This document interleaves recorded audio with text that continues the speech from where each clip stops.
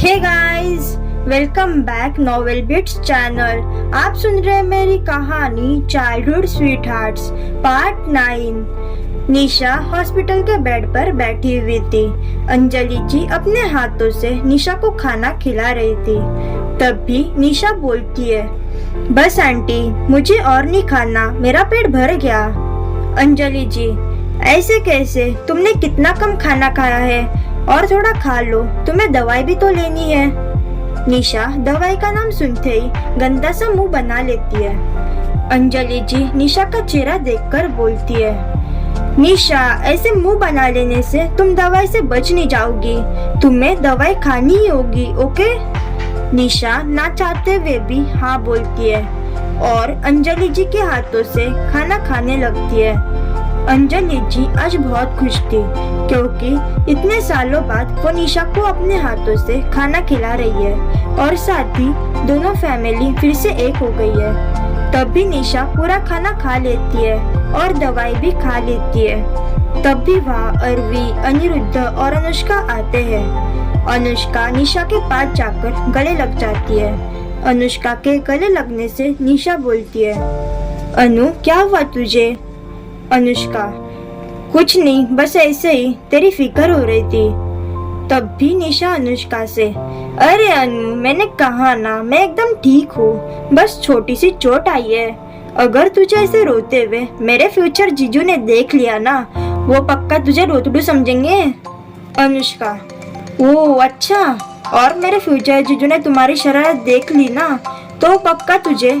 इससे आगे अनुष्का कुछ बोलने वाली थी, तब भी पीछे से एकांश बोलता है, मेरी शैतान गिलेरी।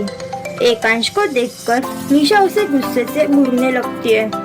एकांश निशा के पास आकर, मेरी शैतान गिलेरी, यही कहेगा तुम्हें तुम्हारा फ्यूचर हस्बैंड। इतना बोलकर वो निशा को आंख मारता है तो निशा और ज्यादा गुस्सा हो जाती है। निशा बोलती है, तुम कोई मिस्टर इनोसेंट नहीं हो, तुम एक डेविल हो। हाँ, मिस्टर खड़ूस कहीं का। एकांश बोलता है, ओह, अब पता चला मेरी फ्यूचर वाइफ मुझे क्या बुलाएगी। थैंक्स बताने के लिए, ये नाम मुझे बहुत अच्छे लगे। एकांश के फ्लर्ट करने से निशा गुस्सा हो जाती है और एकांश को उसे तंग करने में मजा आ रहा था। निशा इस समय बहुत क्यूट दिख रही थी। तब भी अंजलि जी बोलती है, अब बस करो और एक दूसरे को नाम देना भी बंद करो। तब भी निशा, हाँ आंटी, समझाओ ना मिस्टर खड़ूस को, मुझे तंग कर रहा है। एकांश निशा से, छोटी गिलहरी, मैंने कब तंग किया? झूठे इल्जाम लगाना बंद करो। निशा, मैं कोई झूठे इल्जाम नहीं लगा रही हूँ, मैं सच बोल रही हूँ। एकांश, तुम बहुत शैतानी करने लगी हो। अंजलि जी, अब बस भी करो, ये क्या छोटे बच्चों की तरह लड़ रहे हो? तब भी वहाँ डॉक्टर स्नेहा आती है और बोलती है, क्या बातें हो रही है यहाँ पर?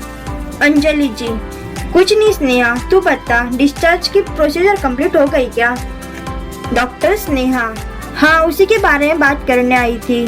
आप निशा को घर ले जा सकते हैं और उसके हाथ और पैर का अच्छे से ख्याल रखना, और 2 दिन बाद उसके हाथ और पैर की ड्रेसिंग करनी जरूरी है। अंजलि जी, ओके, तुम निशा की ड्रेसिंग चेंज करने सिंघानिया मेंशन आ जाओ, हम मिलकर बात भी कर लेंगे। डॉक्टर स्नेहा ओके बोलकर चली जाती है।